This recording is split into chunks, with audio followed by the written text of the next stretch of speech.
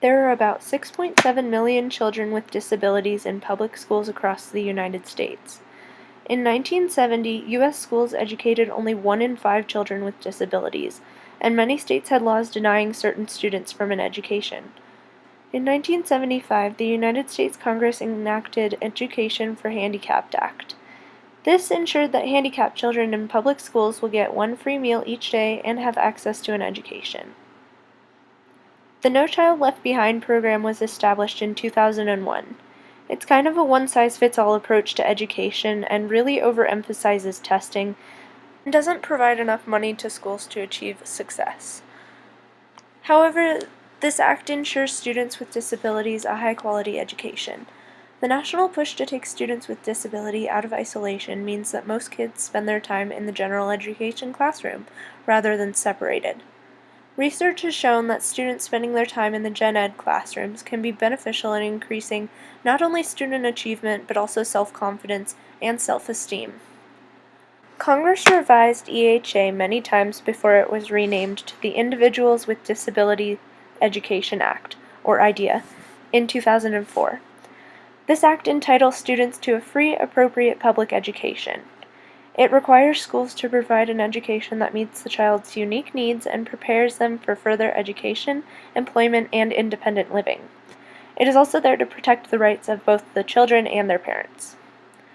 IDEA requires individualized programs, while the No Child Left Behind requires that all students meet state standards. This creates a conflict for teachers.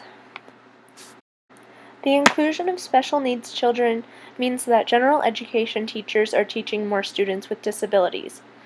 But training programs are not doing enough to prepare those teachers.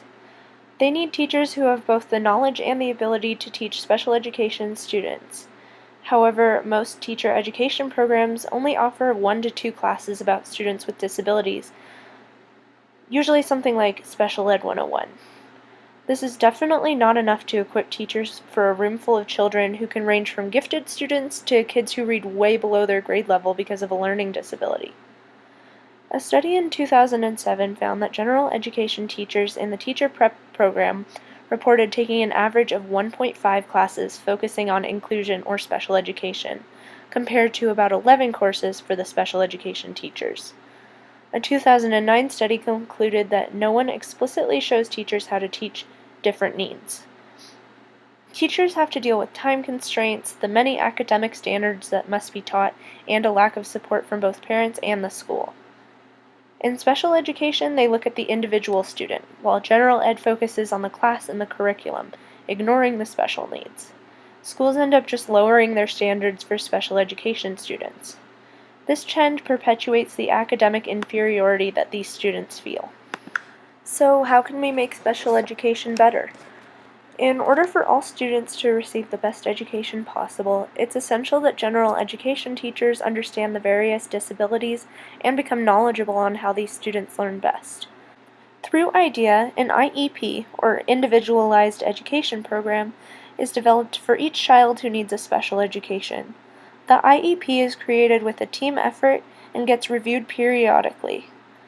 The first step is to gather specific data regarding the student's progress or academic problems. Then, a multidisciplinary team of professionals will help evaluate the child based on their observations. The IEP outlines the support services your child will receive and how often they will be provided. It should be reviewed annually to update the goals and make sure the levels of service meet your child's needs. Some other processes that can be utilized in the special ed programs are response to intervention, which is a comprehensive multi-step process that closely monitors how the student is responding to different types of services and instruction.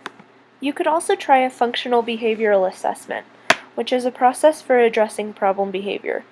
FBA relies on a variety of strategies to identify the reasons for specific behaviors and to help IEP teams select interventions that directly address this behavior. There are a lot of ways that general curriculum can be adapted and modified to meet individual needs. You can reformat assignments and tests so that they're broken down into more concrete steps, use larger print, use graphic organizers or visual aids, format multiple choice and matching tests differently and limiting choices, providing alternative ways to answer questions, like through oral response or by using word processors, and using methods such as pre-teaching and reteaching. Tech-based assessments and data management tools offer educators a true picture of your students' abilities.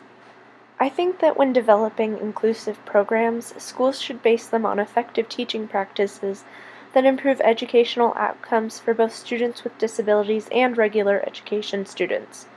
The better regular education is, the fewer students even need to be identified for special education services. It's time to get rid of special education and develop an outcomes-based model. This is an educational theory that bases each part of an educational system around goals.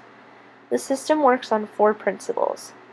Number 1 is clarity of focus, which is having specific outcomes, giving a strong sense of purpose for everything that the teachers and students do.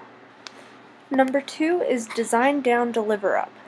When planning curriculum, educators start with the outcome and work backwards. When planning instruction, they teach what the students need to learn to demonstrate the outcomes. Number 3 is high expectations. There's an assumption that all students can learn well, but not in the same way and not necessarily at the same speed. Number 4 is expanded opportunities. Students need to be given opportunities to demonstrate their learning in different ways. There are a lot of questions that come up when talking about changing the entire education system, like who will decide what it means to be an educated person?